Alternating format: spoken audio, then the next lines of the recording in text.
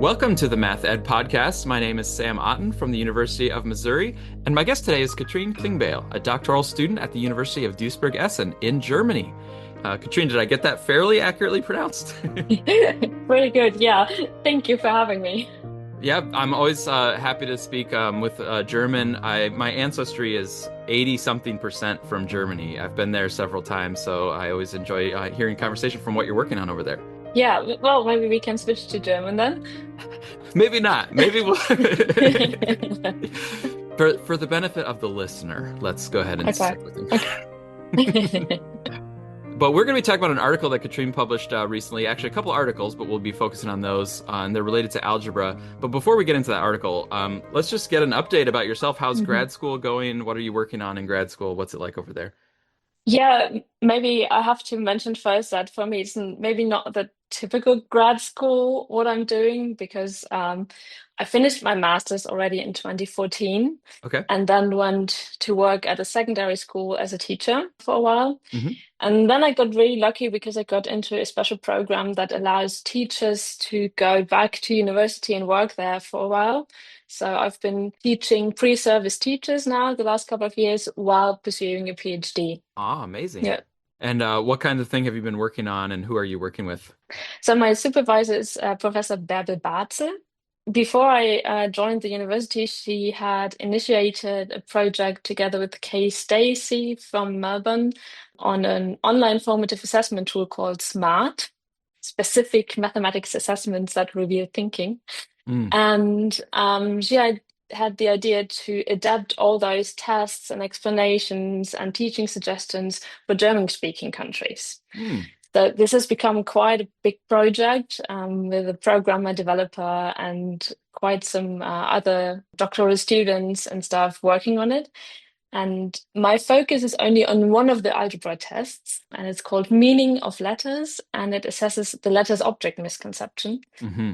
So I'm not only interested in the validity of the formative assessment itself, but also really interested in the misconception and how this relates to German students, their learning, and also the teaching. Yeah, some of the real student thinking that's related to some of these algebra ideas, Yeah. which is what we're going to dive into. So that's going to be great. Our main article that I wanted to talk to you about is from Educational Studies in Mathematics. And it's called The Omnipresence of the Letter as Object Misconception, a multi-level latent transition analysis on understanding variables. That's led by yourself, but also with Philippe Moons helping on the article. So before we get into the details of that article, let's talk a little bit more about variables. Mhm. So when I'm thinking about variables, I often think about two common ideas. Like one idea is that, and this is, I think, what the general public often thinks about when they see like letters in algebra or something, is that the variable is an unknown value.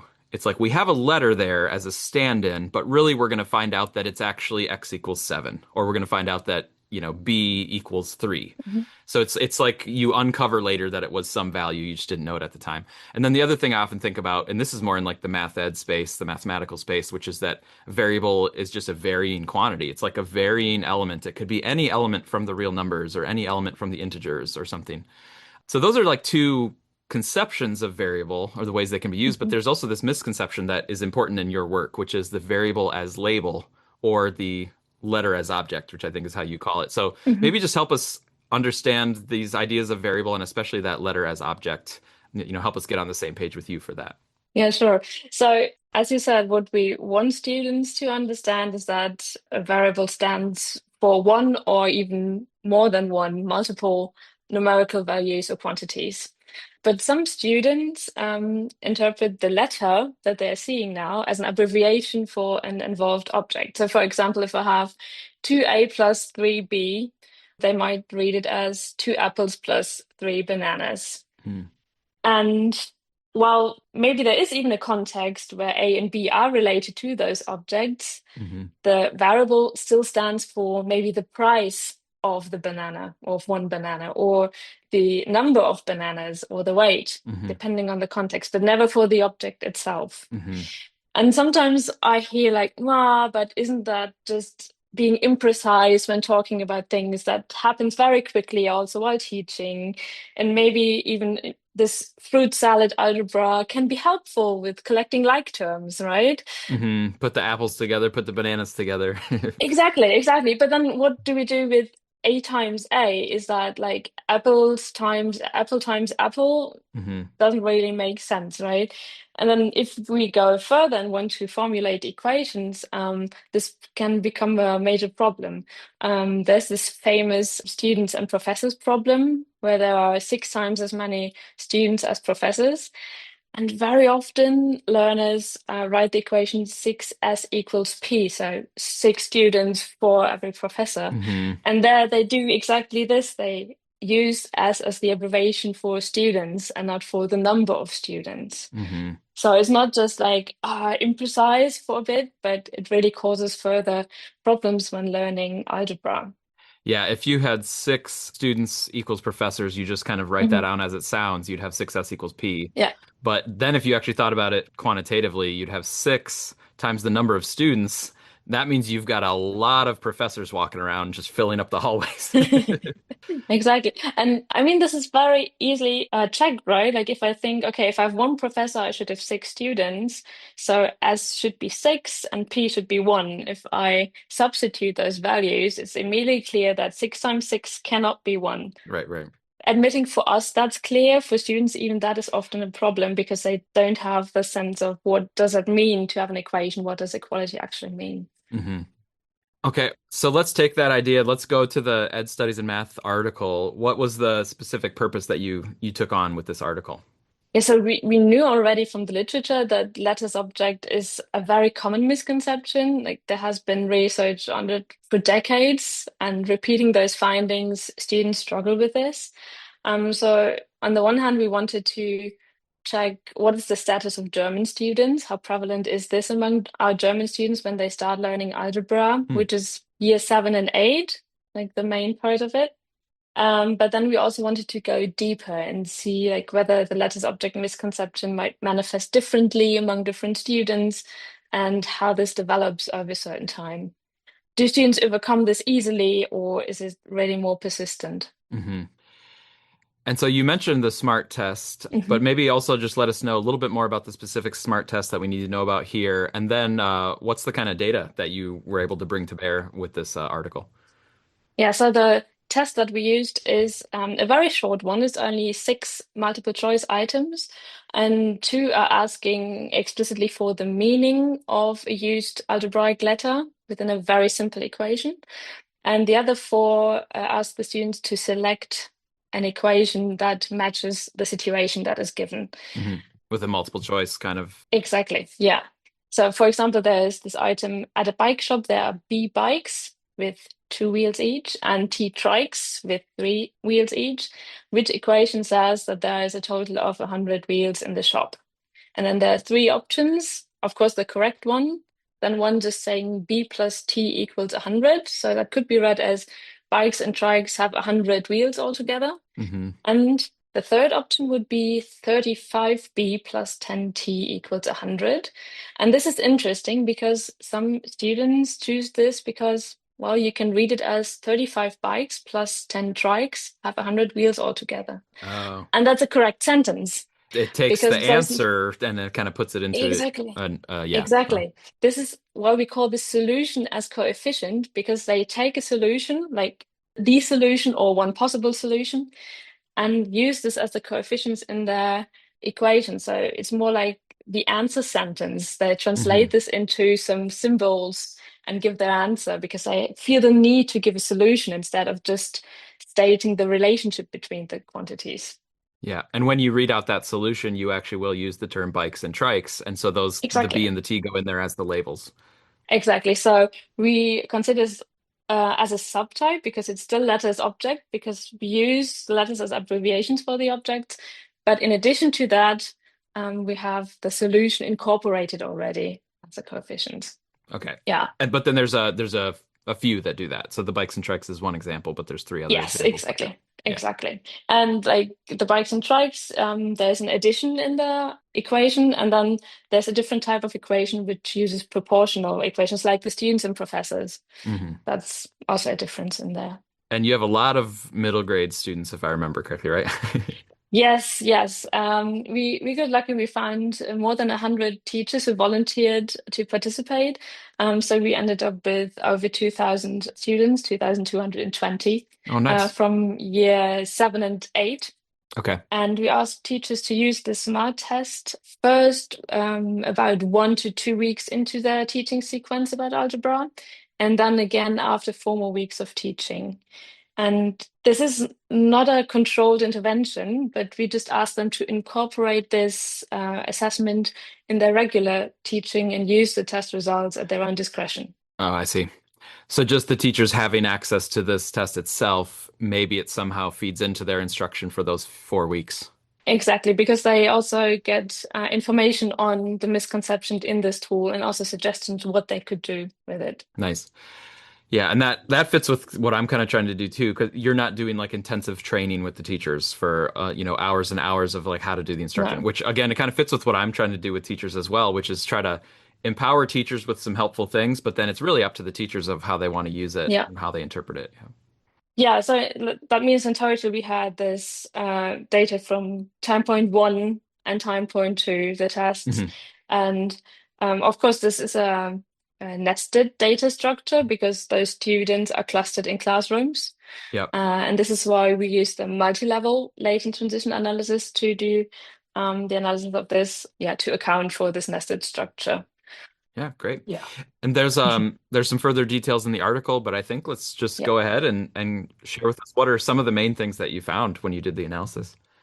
Yeah, so I think the first and for us pretty alarming result was that only 1% of the students actually managed to choose correct responses for all 6 items. Only Hmm. 1%. At time point At one. 10.1, yes. Yeah, yeah. And that does not mean that all the 99% had only one item wrong.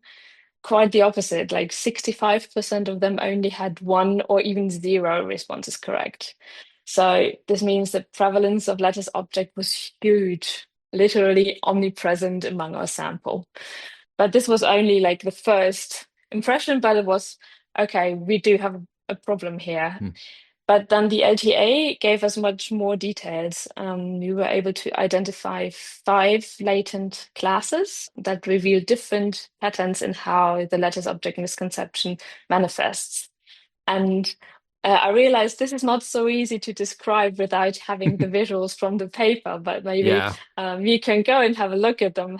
Yeah, people should grab the paper and yeah, look at some of these chart tables. Yep. Yeah, yeah, because then it's much easier to understand because those latent classes are characterized by the probabilities for the individual responses per item.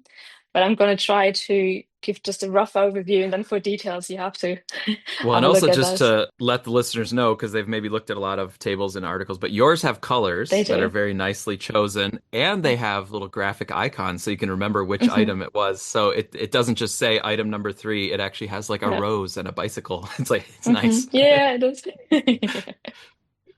Yeah.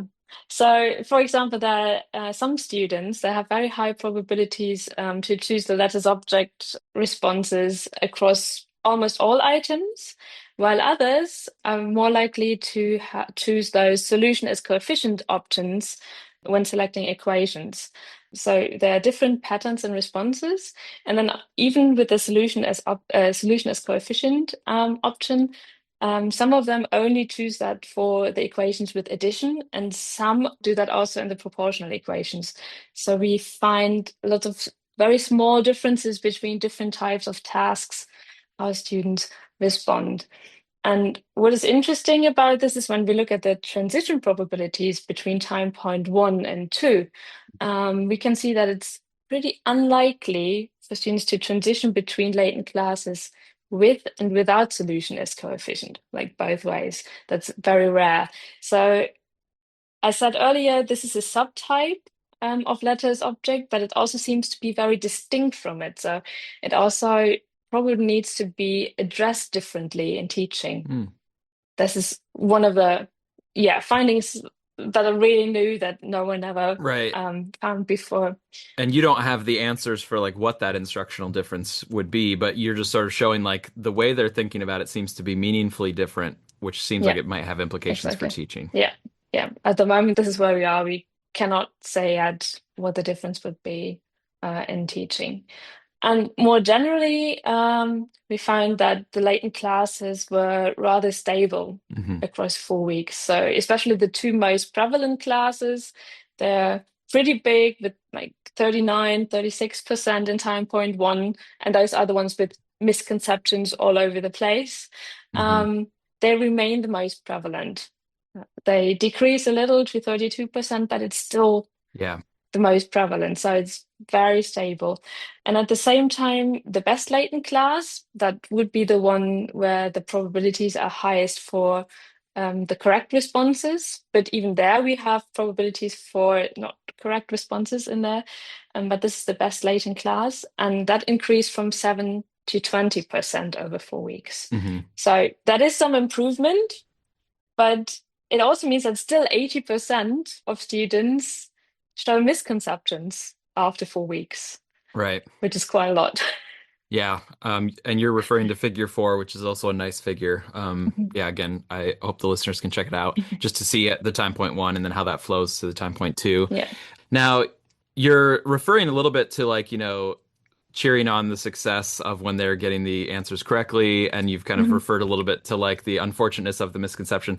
Do you actually feel like the misconception of the letters as objects is like fully a negative thing, like a bad thing, or is it maybe a rite of passage where it's just something you have to think through as you're learning algebra? Mhm. Of course, it would be bad if they stay there forever. Mhm. Like they're just always thinking of letters as objects. I agree that would be bad. But is it maybe just part of the process of learning algebra that they're going to, rub up against this way of thinking and they have to somehow get through Mhm. it? Or what are your thoughts on that?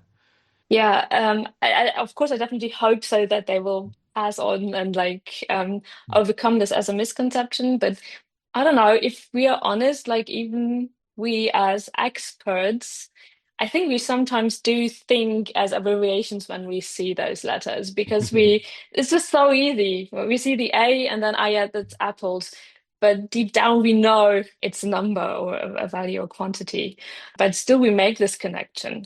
But we are aware of it, and we also have strategies to check if we are correct. Hmm. We did the students and professors problem in webinar with teachers, and also teachers make this mistake very often. But they might catch it and fix it. Exactly. So part of the teaching also needs to be to raise metacognition, like making students aware that this might happen Mm. and what can I do about it? Like I can, as I said earlier, I can substitute values and check if my answer is correct, if my interpretation of the equation makes sense. Hmm. So yes, I think it's like not entirely bad because it sometimes helps to be quicker and like remembering where it comes from, but it's important to really be certain about the numerical value that's behind it. Yeah. So the overall goal, like if you're thinking about teachers, the overall goal is not to avoid this so that it never happens. It's kind of like it's gonna happen. Like it's gonna be part of when you're using these letters.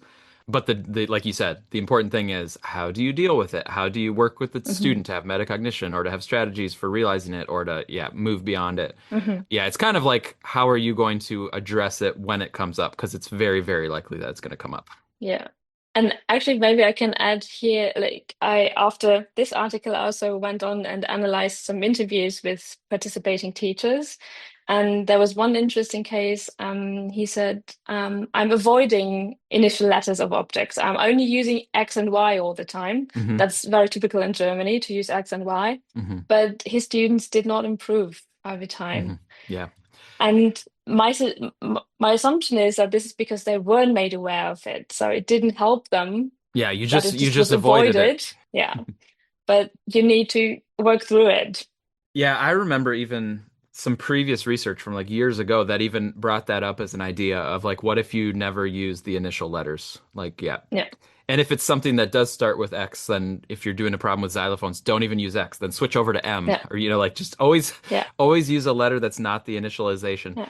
But yeah, I agree. That just feels like you're avoiding the issue and Hmm. not actually helping the students learn through the issue. Yeah. And it might be helpful in the beginning to just make clear the letter has nothing to do with what it stands for. It really doesn't matter. It can be any letter, but at some points we're going to use it also in formulas, right? We use L for length, etc. So Yeah, yeah. yeah. So stepping back, you've done this analysis and looked at it. What do you see as some of the takeaways for researchers? Maybe you alluded to some of them, but what would you say are the takeaways for researchers? And then also maybe, do you have any other thoughts for teachers or practitioners? Mm-hmm. Yeah, I think the most important thing is really like the prevalence and persistence that we saw again of this misconception, and really shows that we need further research on how we can help students understand the meaning of variables better. Because there has been research for decades and it's still showing up. There are still teachers who are convinced that fruit salad algebra is a good idea. So I think we need to put some more effort in there and try to find out what instruction really is helpful. And what we saw in the LTA was that it's also important to take into account those different manifestations. Letters object with and without solution as coefficient seem to be different. And if we don't know about those differences, it's hard to teach appropriately. So I think further research into those small differences is also valuable.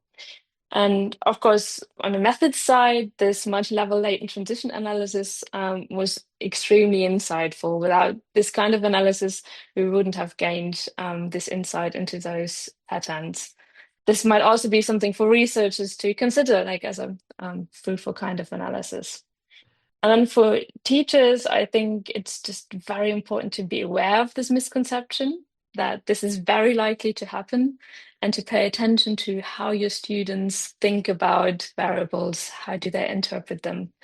And of course, no fruit salad algebra. But I just mentioned those interviews with teachers, and there was one teacher whose students improved most of all of them. Hmm, And she was really relentless in asking for the meaning of the variable and for a precise meaning. And her students always had to state what does the letter stand for in this context. And she also suggested the checking strategies, the substituting, and made them aware that this misconception can exist. hmm. Yeah, so this seemed to be very helpful. At least I can say this from one case. Right, right. But Yeah, yeah, no, a lot of times seeing, great teachers that can give us really good ideas that we can try yeah, to explore and investigate and maybe share with others. yeah. I'm speaking with Katrin Klingbeil about her research related to algebra understanding. You had another article as well Hmm. that I took a peek at, which is in ZDM Mathematics Education. So maybe just briefly, do you want to let us know how does that ZDM article relate to this, web of ideas that you're exploring? Yeah, that article was really the foundation for this one because there we investigated the validity of the German adaptation of the meaning of letters Hmm. smart test. Because as I said, it's all multiple choice tests. And based on this article, on this research findings, we can say if students select a certain option, it's highly likely that they also show this misconception in their explanation. So it's not just Yeah. random guessing.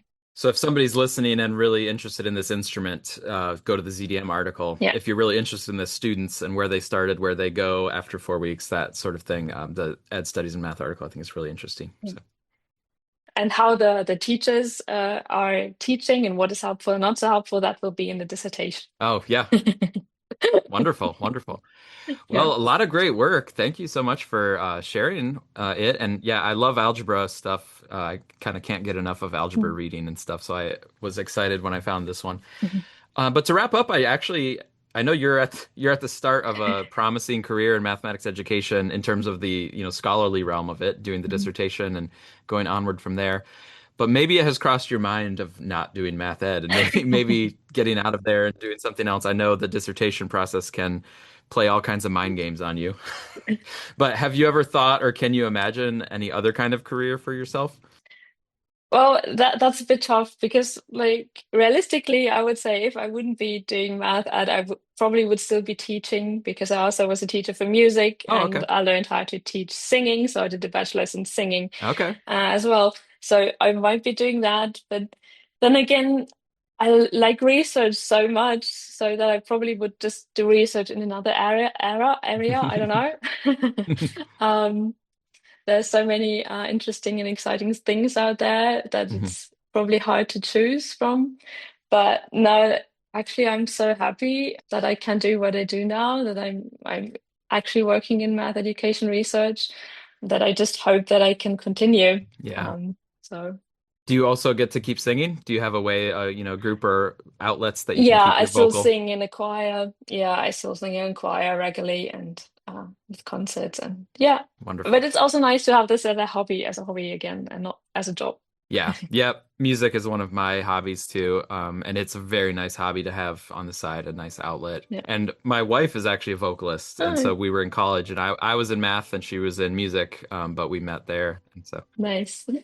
goes together Yeah. nicely. But hopefully you can, yeah, Hmm. just always keep singing in one way or another. Some of the most beautiful live music I've ever heard was in Germany, like when I visited. Oh. Of course, a very rich history of music, but Hmm. I've also personally experienced it where I was like, whoa, this is another level Yeah. of musical quality and richness. So it was amazing. Yeah.